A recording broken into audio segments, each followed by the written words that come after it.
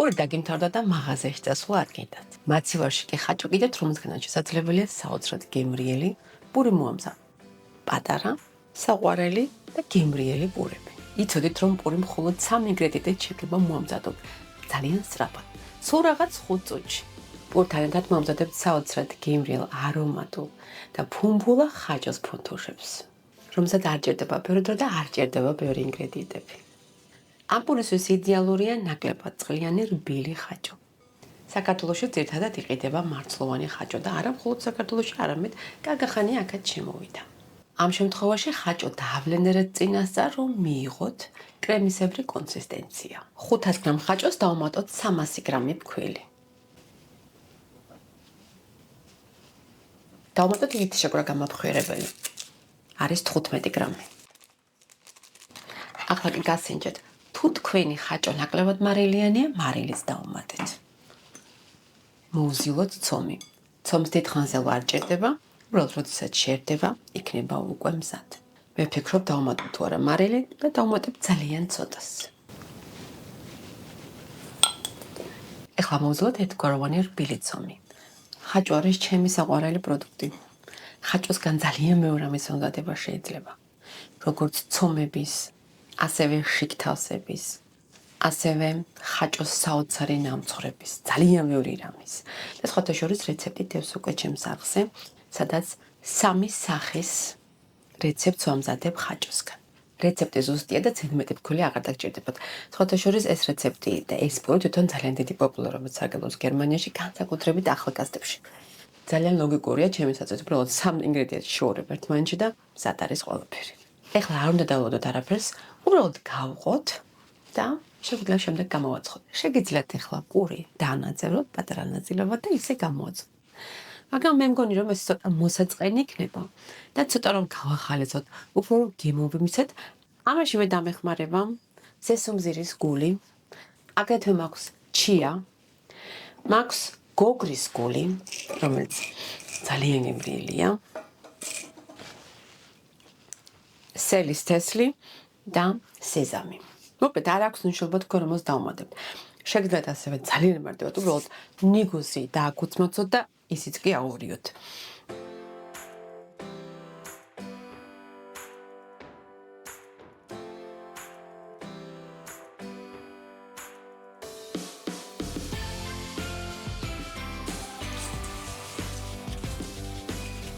აურიოთ ეს ყველაფერი. ცომს რომ კარგად დაეწებოს ჩვენი მოცლული, ამისათვის ზემოდან წყალი წავუსვათ უბრალოდ. და დავადოთ ზედ. ოდნავ გავაბტყელოთ, ზემოდანაც წავუსვათ ცოტა წყალი და გადმოვატრიალოთ.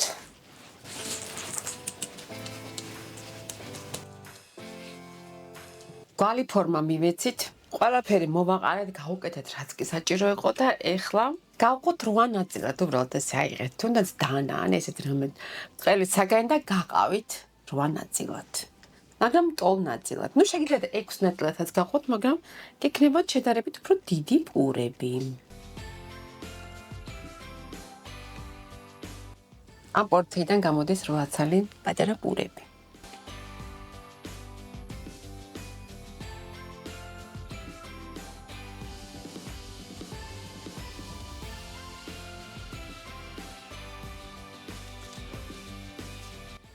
უნდა გამოვაცხოთ წინასწარ გახურებულ ღუმელში 190 გრადუსზე დაახლოებით 25 წუთის განმავლობაში. ზუსტად რამდენი დრო დასჭირდება, ამას შემდეგ გეტყვით. პური გამოცხვა უკვე დაჭირდა დაახლოებით 30 წუთი, 30-35 წუთი. მოვუწოდოთ ხაჭოს ფუნთუშები ტკბილი ცომით. ეს რეცეპტი დევს უკვე ჩემს სახლზე. რამოდენიმე წელს უკან არის გამოქვეყნებული, მაგრამ ახლა ცოტა განვაახლოთ. ინგრედიენტების ზუსტჩამონათვალს ნახავთ აბლა ინფობოქსში. დავიწყოთ პირდაპირ. 1 კვეთლიანი კვერცხი და 1 კვერცხის ცილა გავთქვიფოთ. კვერცხის გული გჭირდება იმისათვის, რომ შემდეგ ზემოდან წავუსვათ. გავთქვიფოთ შაქართან ერთად. მე აქ მაქვს დაახლოებით 100 გრამი შაქარი. თქვენ შაქარი დავუმატეთ თქვენი გემოვნებით. ხაჭო არის ჩემთან კრემისებრი კონსისტენციის. როგორც უკვე წაღან ავნიშნე, იმ შემთხვევაში თუ თქვენთან არის ესე დიდი ხაჭოები, ნუ სხვანაირი ხაჭო იყიდება ზოგადად საქართველოში, ამ შემთხვევაში ვლოდ დაბლენდერეთ. მართლოვანია. ეხლა კარგად გავთქვიფოთ. გათქვიფა არ ჭირდება პრინციპში, უნდა მოურიოთ. ეგ დავუმატე ახლა 250 გრამი ხაჭო. დავუმატეთ 2 სუფრისკოვსი ზეთი. ახლა დავუმატოთ დაახლოებით 250 გრამი ფქვილი. ასევე ფქვილთან დავუმატებთ გამოფხვირებას. აქაც არ ვიყენებთ საფუარს. სწრაფი ცომია.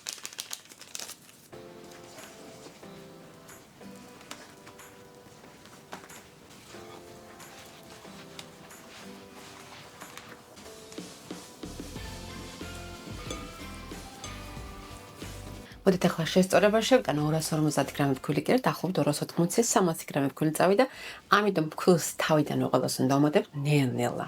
ახლა შეგიძლიათ რომ ესე გამოაცხოთ. ჩვეულებრივად კვერცხის გული წავსვათ ზემოდან და გამოაცხოთ, მაგრამ კიდევ უფრო გავამდიდროთ ახლა ჩვენი ფუნთუშები, მე ახლა შოკოლადს დავუმატებ. შოკოლადი, რომელიც არ დნება. თქვენ შეგიძლიათ ან შოკოლადი, ან ქიშმიში, ან ნიგოზი, ან თხილი, რაც გინდათ ის დავუმატოთ. გადმოვიტანოთ ჩვენს დაფაზე და დავანაწევროთ. დაახლოებით 8-9 ნაწილად. ან უფრო ნაკლებად. მივცეთ ახლა მრგვალი ფორმა. აი ასე.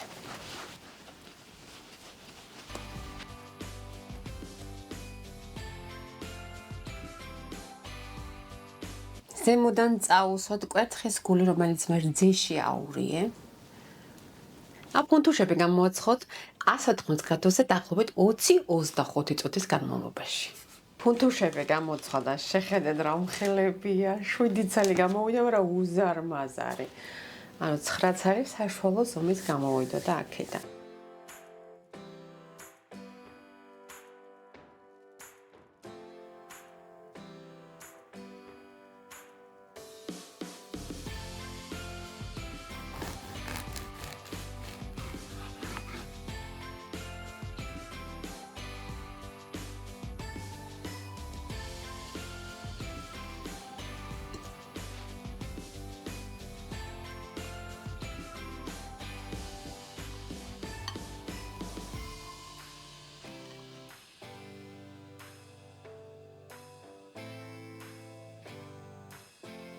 რომელი გავსინჯოთ?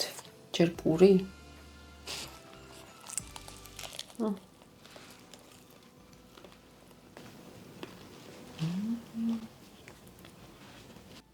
ძალიან გემრიელი პურია, პროტეინებით სავსე. ეხლა ეს პური არ არის ესეთი ფუმფულა შეგინდა როგორც საფურიანი, როგორც ეხლა საფუარიანი ცომი. არის ეს ლოგიკურიც არის, ამას აქვს შეგნით გამაფხვირებელი, არის ოდნავ მკვრივი.